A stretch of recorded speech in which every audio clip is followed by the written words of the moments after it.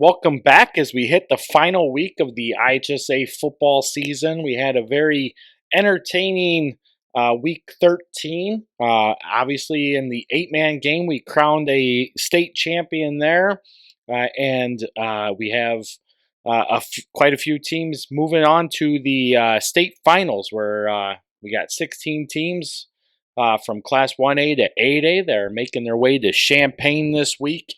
And one of those teams that we'll be talking about are our own Lena Winslow Panthers as they come away with a 38-16 win over their rival, the Forreston Cardinals, to make their way to state for the 6th time since 2010.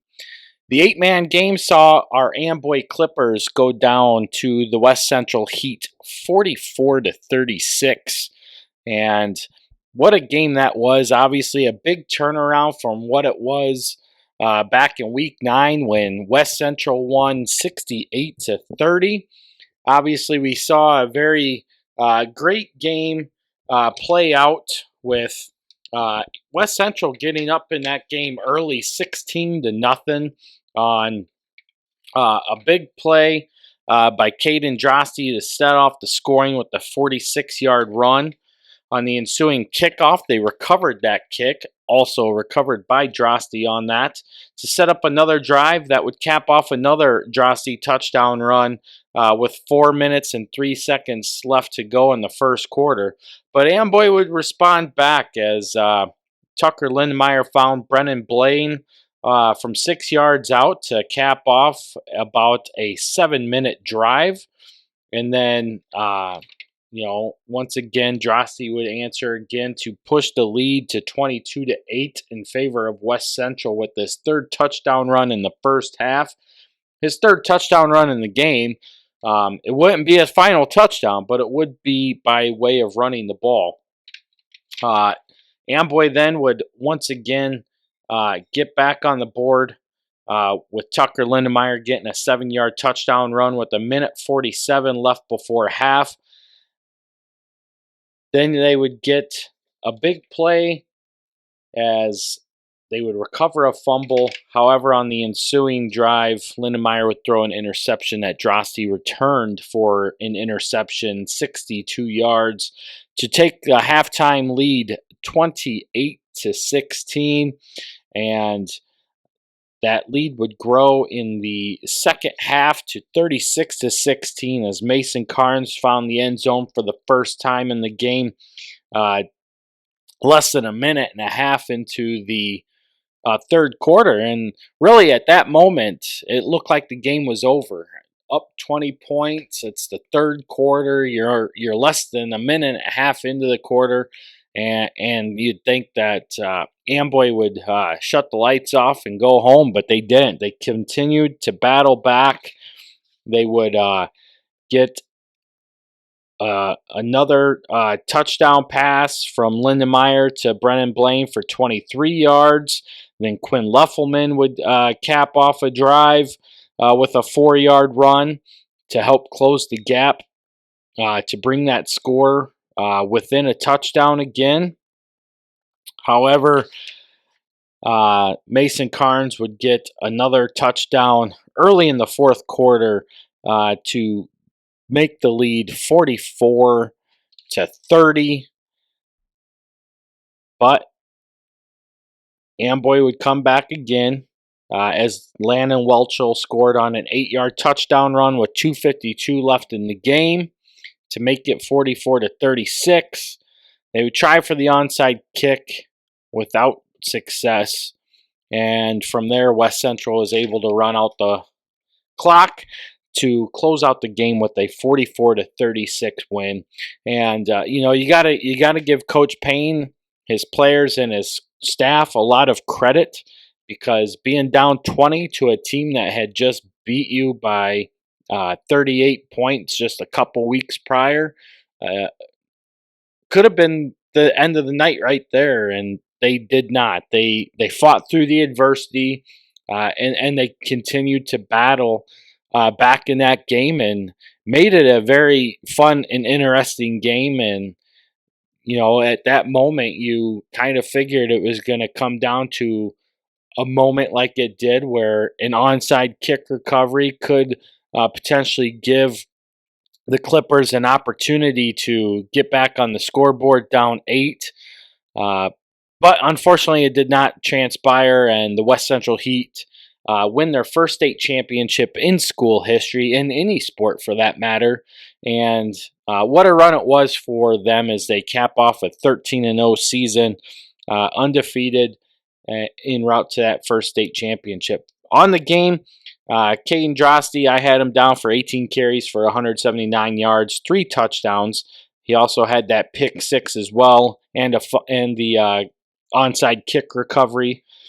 Mason Carnes would have 33 yards on the ground on 15 carries and scoring 2 touchdowns in the second half.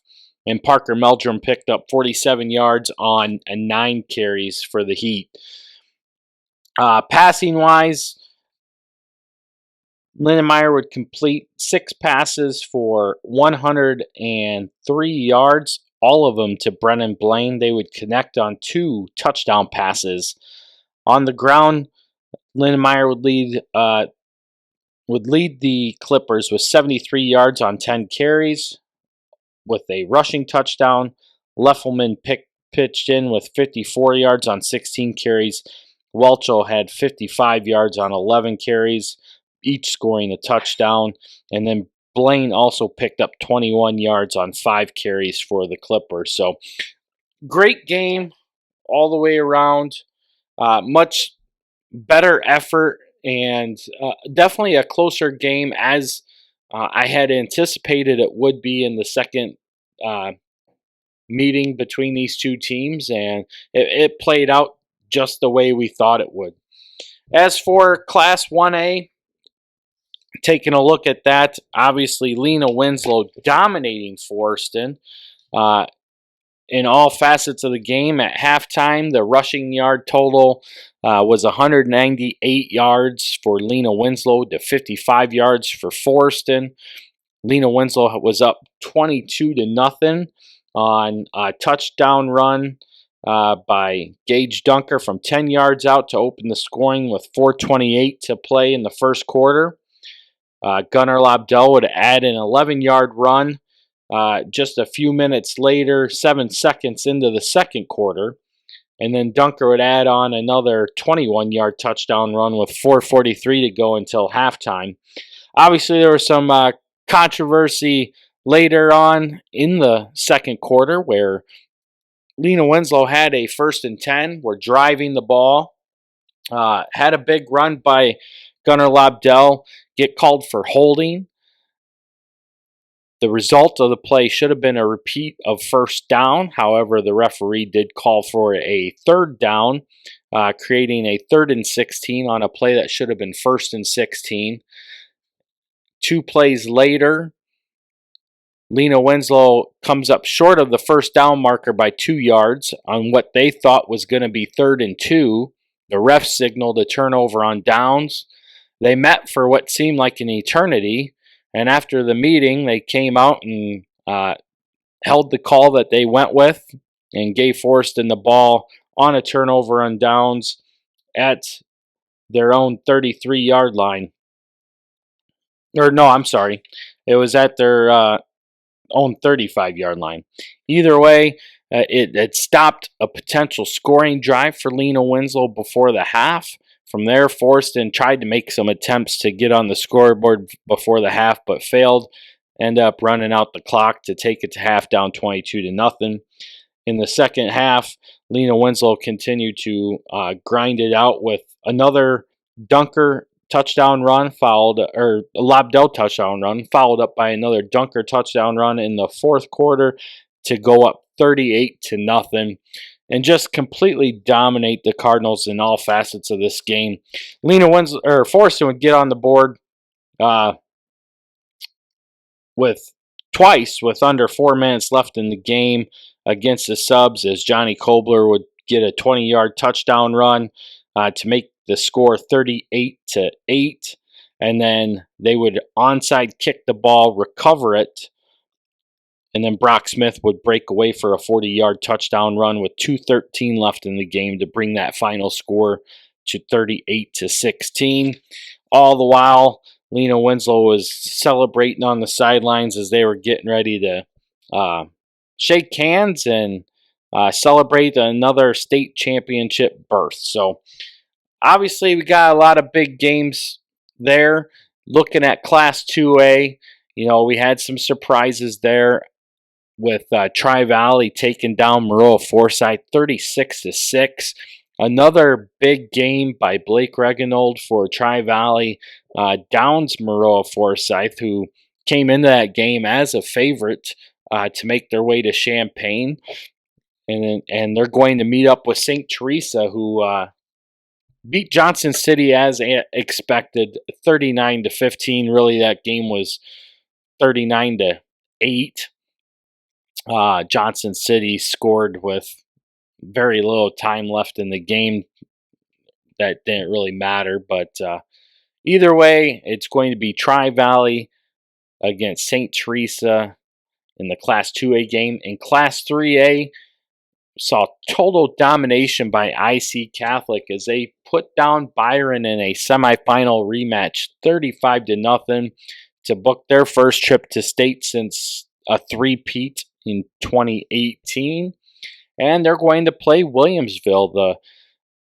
The Bullets come back from a 7-0 deficit at the half to win the game 12-7 over Unity, a game between last year's runner-up and the 2019 state champ. And Williamsville gets a chance to get back to state for the third time since 2014 under Coach Coons and go head-to-head with IC Catholic for this state championship game. So another interesting contest. IC Catholic obviously been number one most of the year in Class 3A and looking to really complete that run as the number one team.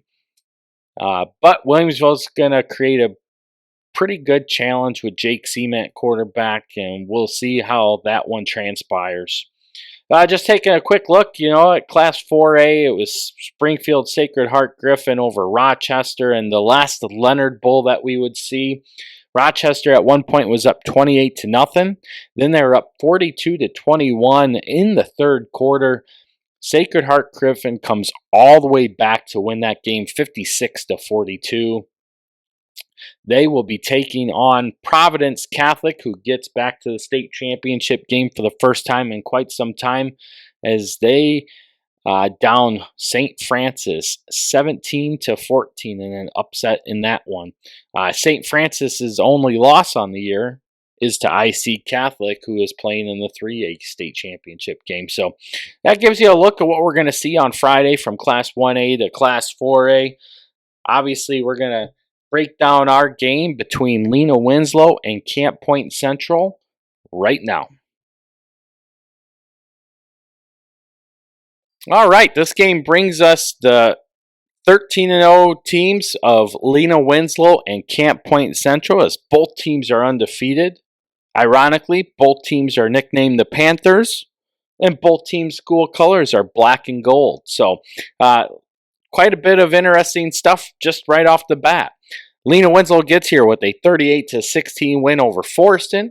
CPC beat Ridgeview Lexington 44-8 in a huge upset of what a lot of people, including myself, thought Ridgeview Lexington was the favorite in 1A South, especially once the brackets were presented. But Coach Dixon doing what he does over time with his fourth trip to the semifinals since 2012, books his second trip in 4 years to the state championship game. Second time for him also visiting Champaign as well. This is the first time these two schools are going to meet up, but it's not the first time CPC will face an NUIC opponent, as their 2018 state championship appearance resulted in a 44-6 loss to Forreston. Since 2012, CPC has been in the semis 4 times, as I've stated, in 2012, 2014, 2018, and now 2022. And under Coach Brad Dixon, the Panthers are 20-10 in the playoffs. On the other side of the ball are the Lena Winslow Panthers. They are making their 6th trip to state in school history. They are the first NUIC team to make state in 3 consecutive years. They're looking to become just the 2nd Class 1A team to win 3 years in a row. The first one to do it, and the only one to do it for that matter, were the Carthage Blue Boys from 1998 to 2000. With the win, Lena Winslow would become the smallest public school with 6 state titles. And under Coach Rick Aaron, the Panthers are 51-18 in the playoffs in his tenure. They are 24-2 in the playoffs since 2016. They are going for their 15th consecutive playoff win in this game. And if they were to accomplish that feat, it would also culminate in their 3rd undefeated season since 2017. With that, taking a look at a breakdown of this game, the Panthers of Central are 13-0. They hail out of the WIVC North. Coach Brad Dixon is in his 12th year, where he's accrued a record of 111-24. They got the state runner-up in 2018. Their playoff record is 21-14. They are making their 15th trip to the playoffs, their 14th consecutive trip. They are averaging 41.8 points per game while allowing just 5.2 points per game. How they got here in round 1, they beat Dupo 66-0. Round 2, they beat Cesar-Valier 24-0. In the quarters, they met up with a conference foe in Greenfield Northwestern, where they came back from a 12-0 halftime deficit to win 24-12.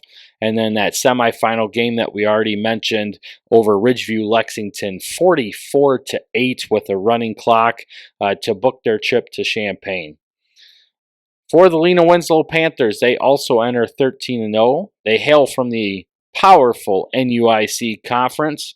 Head coach Rick Aaron is in his 26th year, where he has accumulated a record of 233-66, state titles in 2010, 2013, 2017, 2019, and 2021.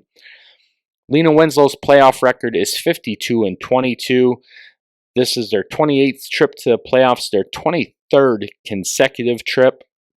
They are averaging 51.5 points per game while allowing 11.7 points per game.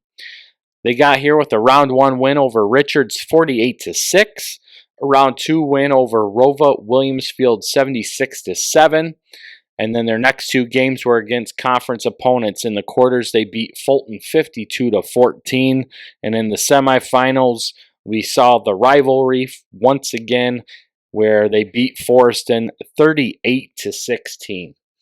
Lena Winslow is going to come in as the odds-end favorite in this game as a 12-point favorite, and the projection on this game has Lena Winslow winning 36-20 over CPC. On another note with that, the Panthers are also on pace to break the all-time scoring record for Class 1A. That record was set by Arcola back in the 2015 season with 714 points. If the Panthers can do it, they would need to put up hold on. I'm getting there. What was it? They would need to score 40 points in this game to set that new record. So obviously it's definitely within reach for them to set that scoring mark. But you never know how this game will play out. Obviously, like we stated, the projection 36-20 does not necessarily favor that. But there's many things that we can see happening, as Lena Winslow has had the tendency of putting up big scores in state championship games as well. With that, players to watch for Camp Point Central are going to be the fullback, Ross Riley, who's rushed for 750 yards and 12 touchdowns on the season. He is going to be joined by the other fullback that will be switching in and out with them in Connor Griffin. Griffin's ran for 755 yards and 9 touchdowns on the season. Isaac Genenbacher is their leading rusher with 990 yards and 17 touchdowns. The All-Stater also leads the team in receiving yards with 353 yards and 4 touchdowns. And other backs to take a look at are going to be Drew Pabin, who has 356 yards and 8 touchdowns on the season, and Gavin Graves, who has 378 yards and 4 touchdowns on the season. Their second leading receiver is Carter Eiler, who has 116 yards receiving on the season. Quarterback is Nick Moore, who has 538 yards passing with 4 touchdowns. And listening to Coach Dixon talk today, Nick just came back from an injury. I believe it was week 9. So he missed weeks 5 through 8. So did have some time sitting out there. And in his place, they filled that in with Gavin Blewett, who took over the QB duties during that time. Other players to watch, obviously, are going to be Cole Pracht on the offensive line, Owen Roth, who has 59 tackles, Reese Wilkie, who has 67 tackles. The Caden Niekamp is one of their leading tacklers. He's a freshman, has 90 tackles with 7 sacks. At linebacker is Elijah Genenbacher, the sophomore, actually leads the team in tackles with 140 tackles and 5 sacks. Older brother Isaac Genenbacher, also a linebacker, has 77 tackles with 2 interceptions. And then you got Josh Alford, who has 41 tackles as well. So what you're going to see out of Camp Point Central is something similar that we see out of Lena Winslow and Forston. They're going to run a wing style offense, double wing T. They're going to look for misdirection. They want to do a dive, the double dives, the leads. At times, they're going to throw in a play action pass. They're going to run jet sweep. Stuff that we saw them try to do and work with throughout their game with Forston back in 2018 as well. It's just real staple for Coach Dixon and CPC to stay in the same system. Very common to see that as you want to continue to build a program in the direction you want it to be in. You want to stay consistent, and he's been able to do that over the course of his 12 years at the head of Camp Point Central. On the other side of the ball is Lena Winslow, who has a 3-headed monster once again, something that we've come to be familiar with out of the Panthers over their championship years, as they have 3 running backs all over 1,000 yards, led by Gunnar Lobdell with 1,488 yards and 24 touchdowns. Gage Dunker has a 1,325 yards with 25 touchdowns. And then Jake Zeal just passed he sits right at 1,000 yards with 14 touchdowns on the year. Leading the receiving department is Jace Flynn with 158 yards receiving and 3 touchdowns.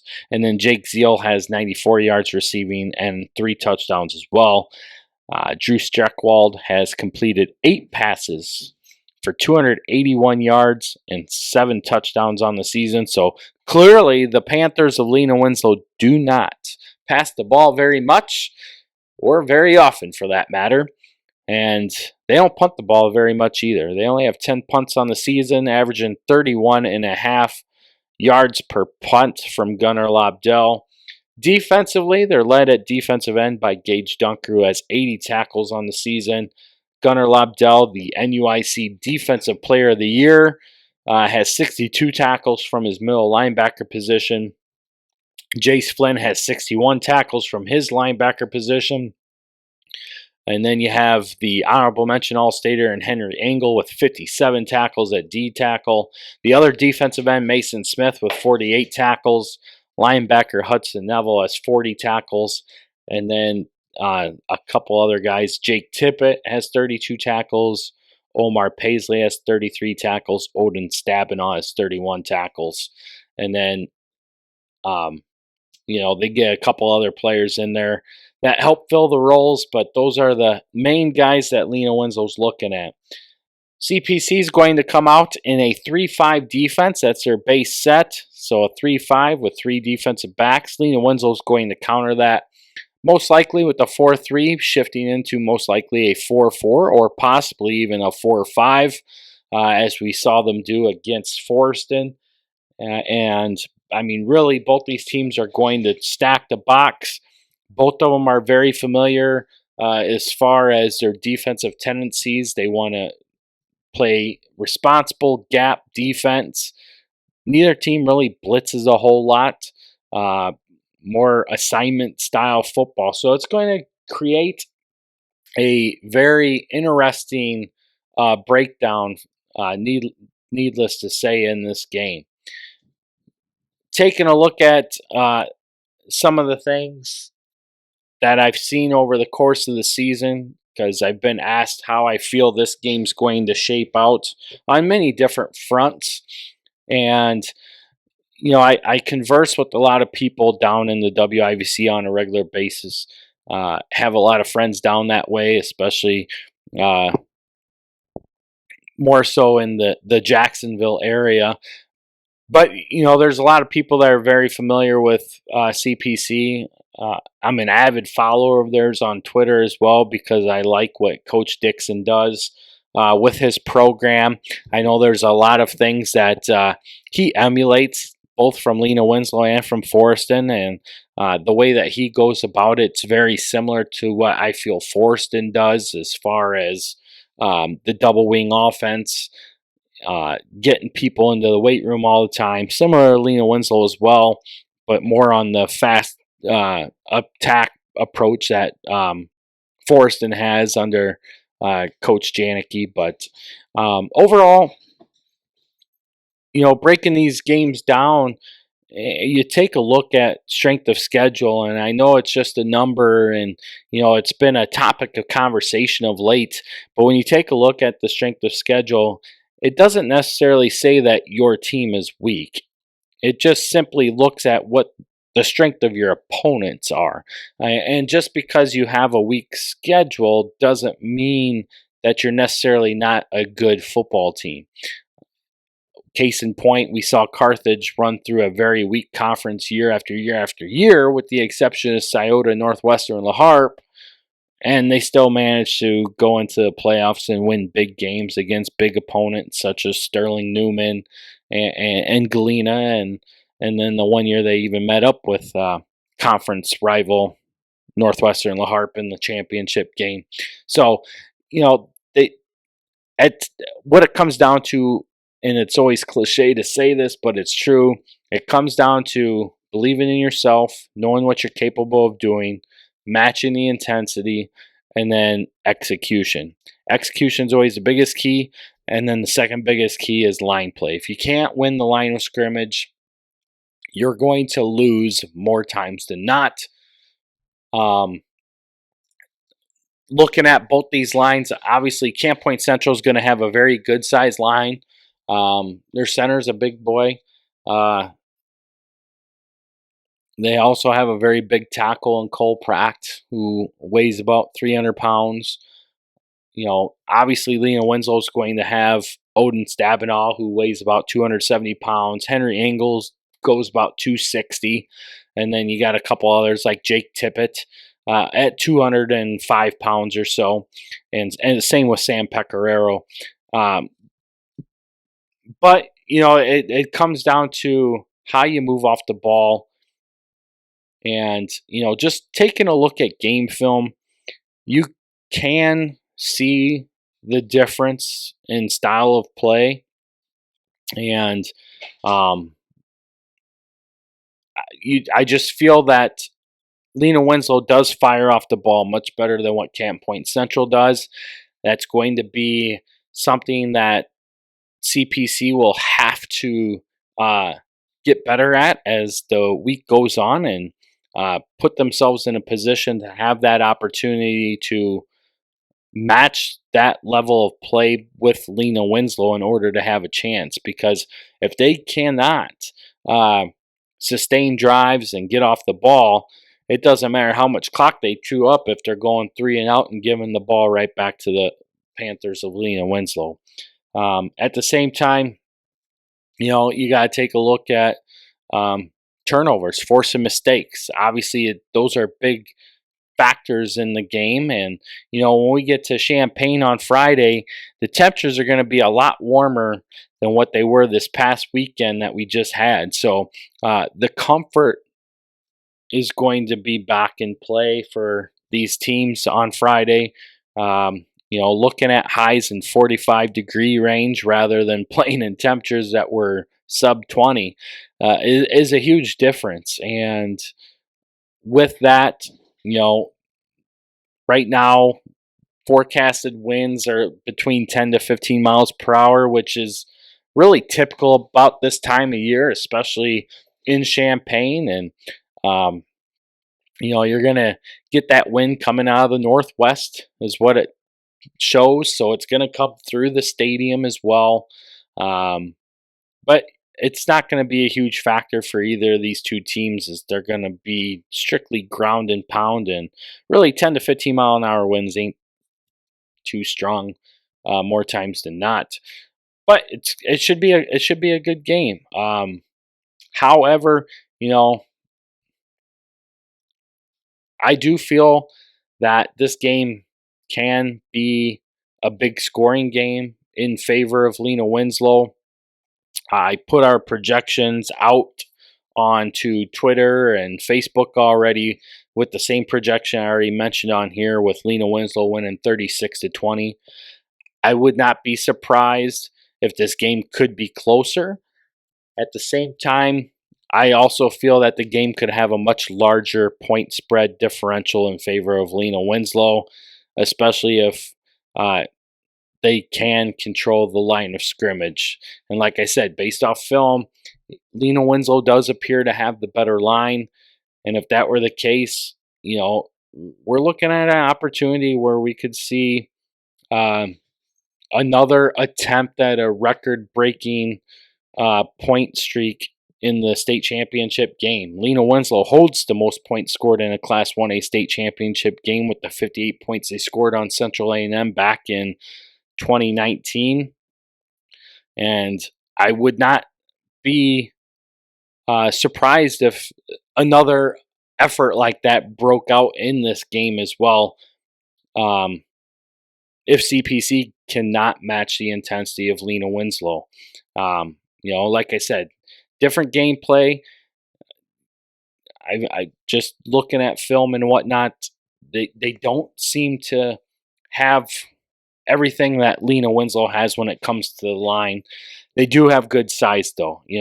Taking a look at Genenbacher, clearly he could have a lot more carries than he does. He could be a 2,000-yard rusher. I wouldn't be surprised if they use him more than what they are typically using him in this game. Taking a look at what Coach Dixon has stated, this is a very close-knit team, and there's a lot of things that they will do to help each other out. They also have some youth on them. You got Elijah Genenbacher, who's only a sophomore. Caden Niekamp's a freshman. So there's a lot of closeness to this team, and you see it all around you. You watch them finish up plays. They're always congratulating each other. You hear about it in news clippings and whatnot. So a lot of good things. Another player to watch for CPC that I did not mention is middle linebacker Hunter Lauterbach. He has 88 tackles as well. So defensively they look very stout. It's just getting caught up in the read and react. Obviously, Lena Winslow, no stranger to this type of environment, being in their third consecutive state championship game.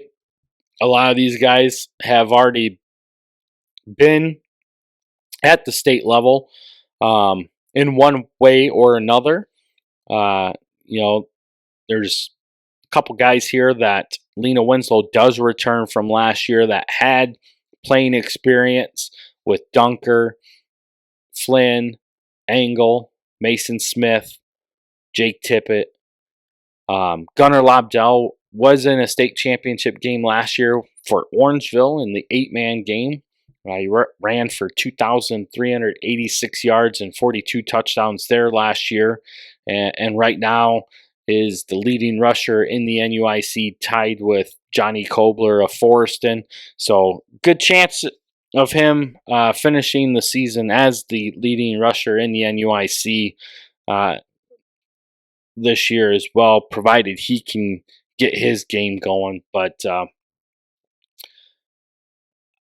I think my final prediction on this game would be Lena Winslow 46 and Camp Point Central 20. So there it is. 46-20 is how I'm scoring this game in favor of the Panthers, of Lena Winslow, that is, to win their 6th state title. Obviously, the NUIC is also going for their 6th consecutive state title. Since 2003, the NUIC is 15-2 in state championship games, which is an impressive mark upon itself. The only 2 losses are by the Stockton Blackhawks, both in 2004 and again in 2012. Lena Winslow is perfect in state championship games at a record of 5-0. And, they've been number 1 all season long. They went number 1 wire to wire. And here they are in the state championship game with the opportunity to make it happen. On the other side, though, is Camp Point Central. And Camp Point Central enters the game ranked number 4 in state. But taking a look at this week's ratings, they are the 2nd highest rated team in Class 1A at this point, which makes sense. They're here at the state championship game for a reason. So, while my prediction and the projections are out there now, you still got to show up and play. If you don't take care of business, you're going to get surprised. So both these teams got to come out, bring their best effort, and it should be a fun day in Champaign.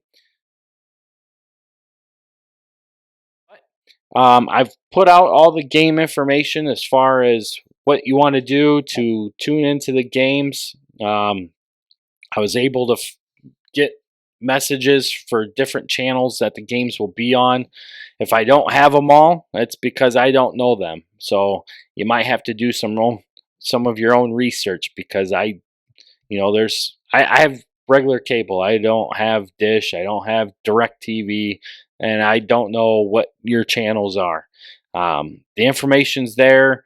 You're just gonna have to do some research on your own, because I'm not doing all that research for you. I apologize, but I got all the information I can give you. That's all I got. So hopefully y'all can watch it. If not, get down to the games. It's $15 for the day. I mean, you can go watch the Panthers. You could stay and watch Class 2A, 3A, and 4A if you desire. But it'll get you a great game. The game will be on NFHS network as well. So if you already have a subscription and are not planning on traveling to Champaign, you can watch the game live there. Also, you can listen to it on bigradio.fm. It'll be on 92.1. And like I said, that information is in our tweet. That's pinned to the top of our Twitter page. It's also in our Facebook group, in our featured page. So we have all that information available. It's going to stay pinned until we get to Champaign on Friday, at which point I'll be removing it. And then we have our game day scoreboard up already as well. So you can have the live interactive game score feed. And of course on Twitter we'll be doing live tweets once again with a little bit more play-by-play availability in that as well. So if you can get out to the games, do so. If you can't, tune in. But as always, root for the NUIC.